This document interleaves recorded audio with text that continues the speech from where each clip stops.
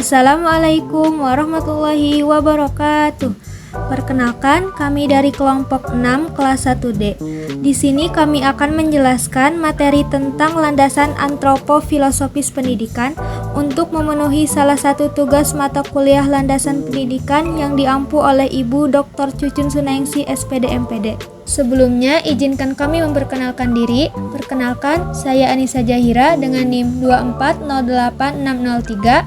Saya Dlianuha dengan NIM 2408894. Dan saya Hanis Andini dengan NIM 2406421. Di sini saya akan menjelaskan mengenai dimensi-dimensi manusia. Pertama, keindividuan atau personalita. Manusia itu bersifat unik, berbeda dari manusia satu dengan lainnya.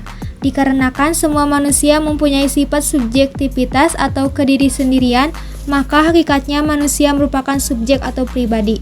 Kedua, kesusilaan.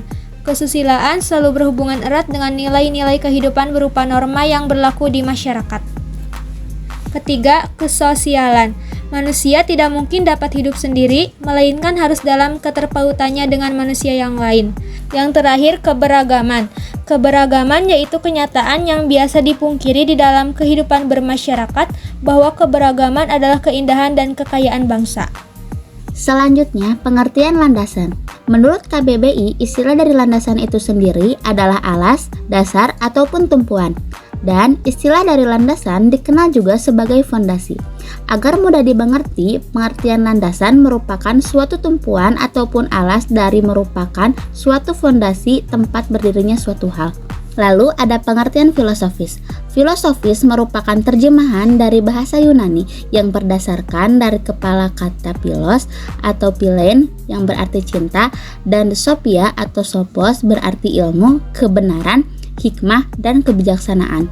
Secara maknawi, filsafat berarti sebuah ilmu yang berusaha untuk menerjemahkan kenyataan yang sebenarnya atas segala sesuatu untuk meraih sebuah kebijaksanaan atau kebenaran. Agar bisa menemukan dan meraih fakta tersebut, masing-masing filosof punya ciri-ciri atau karakter yang berbeda. Selanjutnya ada pengertian landasan antropofilosofis.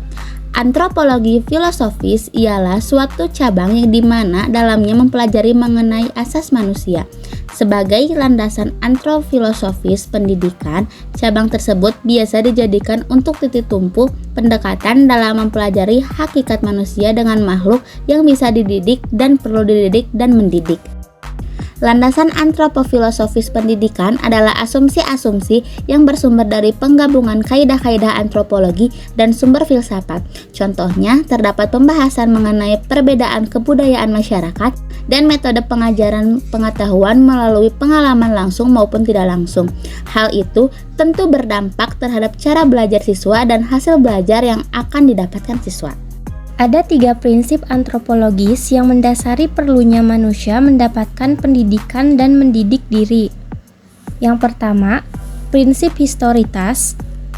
Manusia berada dalam perjalanan hidup, perkembangan, dan pengembangan diri. Ia adalah manusia, tetapi sekaligus belum selesai mewujudkan dirinya sebagai manusia. Yang kedua, prinsip idealitas.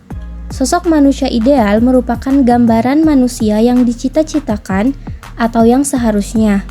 Sosok manusia ideal tersebut belum terwujudkan, melainkan harus diupayakan untuk diwujudkan. Dan yang ketiga, prinsip faktual atau posibilitas. Perkembangan kehidupan manusia bersifat terbuka atau serba mungkin. Kemudian, ada 5 prinsip antropologis yang mendasari bahwa manusia dapat dididik. Yang pertama, prinsip potensialitas. Artinya, pendidikan bertujuan agar seseorang menjadi manusia ideal. Manusia yang dapat dididik karena ia memiliki potensi untuk menjadi manusia ideal.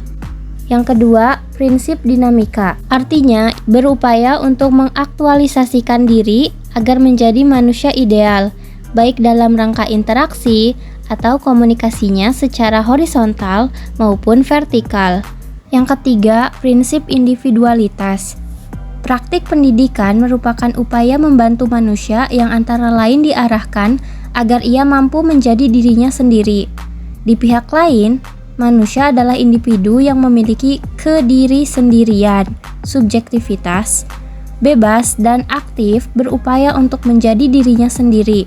Yang keempat, prinsip sosialitas.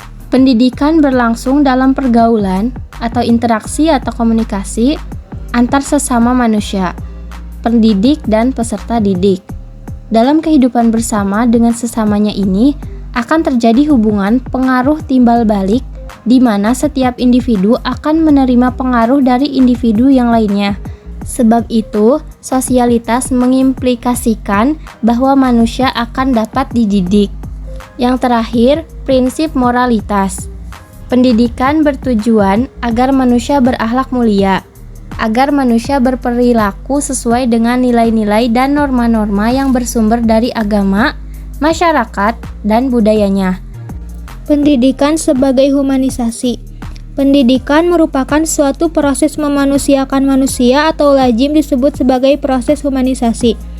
Proses humanisasi ini diperoleh melalui berbagai pengalaman berkesinambungan yang berorientasi pada pendidikan sepanjang hayat. Lalu yang terakhir ada kesimpulan.